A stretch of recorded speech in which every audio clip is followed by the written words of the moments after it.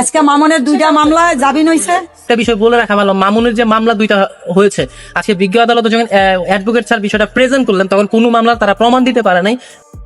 ভাই আপনি ঠিকই শুনেছেন, এই ভিডিওর প্রত্যেকটা কথা খুবই গুরুত্বপূর্ণ, অবশ্যই মনোযোগ দিয়ে শুনে যাবেন এবং ভিডিওটাকে শেয়ার দিয়ে অন্যকে দেখার সুযোগ করে দিবেন।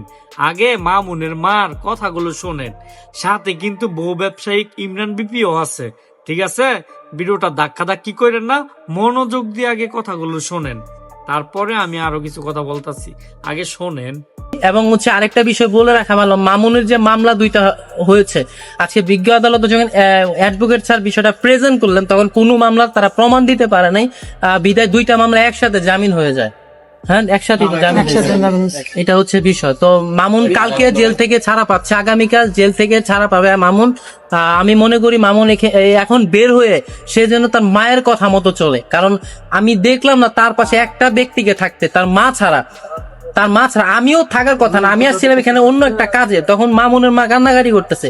তো আমার দিক থেকে তার প্রতি একটা মায়া সৃষ্টি হয়েছে, যেটা তার বন্ধু বান্ধব আমি কাউকে দেখি না, আমি ছিলাম আমার জায়গা থেকে। মামুনের সাথে একবারও আমার কখনো সরাসরি দেখা হয় নাই।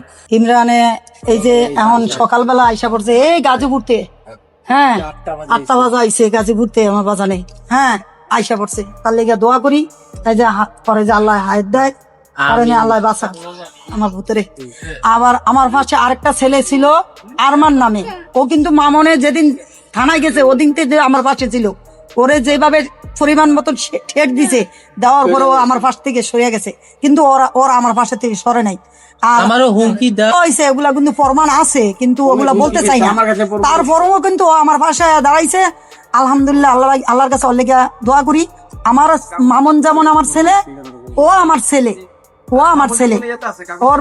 ওর বিপদে মামুন আগুয়া যাইব, ওর বিপদে মামুন আগুয়া আইব, এইটাই আমি চাই। আর আজকে মামুনের দুইটা মামলায় জামিন হয়েছে। আমাদের এই যে পলাশ অ্যাডভোকেট আসিল, হ্যাঁ আমি আমি আমি ওরে আরেকবারও করে ধরছিলাম, হাত বাড়ায় ধরছি। ওর মার কাছেও দেখলাম, আজকে তো দেখছো, আগের বারও দেখছো যে আমি ওর হাত বাড়ায় ধরছি। আবার ওর মার কাছে আমি মাপ চাইছি, ওর কাছেও মাপ চাইছি, ওটা আমার ঠেলা মারিয়া ফেলায় থুয়ে গেছে গা।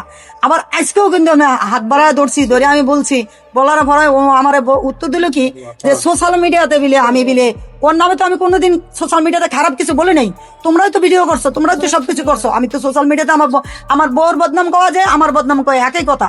কিন্তু আমি রাগের মাথায় প্রথম দিন যেদিনকে আমারে মারছে, 2-3 জন মানুষে ধরে আমার মারছে, আমার ঘরের মধ্যে ফালায় মারছে, মারিয়ে আমার পোলাডারে টাইনে হ্যাঁসরায় বাড়ি করে নিয়ে গেছে গা।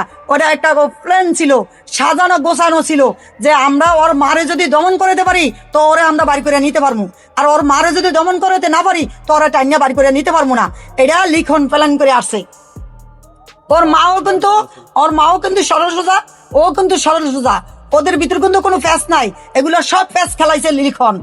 ঠিকই বলছেন খালাম্মা, আপনি একদম ঠিক জায়গায় হাত দিছেন, সব পেস লাগাইছে লিখন।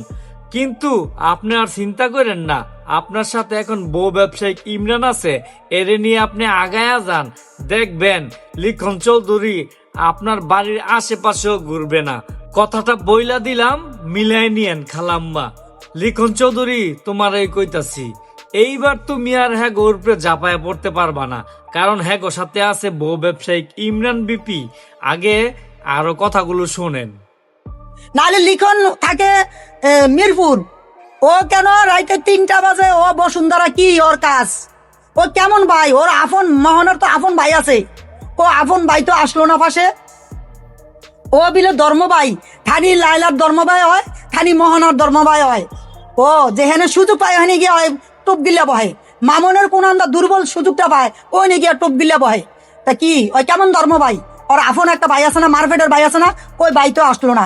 এগুলো সব চাল খাড়াই করছে। তখন আমি রাগের মাথায় মোহনার আমি 2টা কথা বলছি, ওরও তো অনেক কথা বলছে, ওগুলো ভিডিওতে কিন্তু আছে, ওগুলোই মামনের কানে দিছে।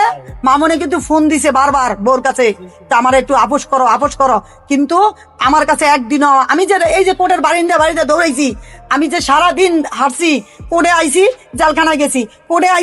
জেলখানায় গেছি, সবার থেকে আমি যেভাবে পারছি টাকা টুকা ম্যানেজ করে আমার পুত্রের জেলখানা যা পারছি তা দিছি, আমি কোর্টে যা পারছি আমি তাই খরচ করছি। তারপরে এমন মনে করো ওরা তো আমার আর তো কেউ কিছু করে নাই, আমার লগে দেখা করে নাই, দেখা করছে দেখা করা বউর লগে দেখা করবো, বউরে এত ভালোবাসে বউর লগে দেখা করবো, তা আমি মানিয়ে নিছি, যাক আমার ভূতে খুশি আমি খুশি।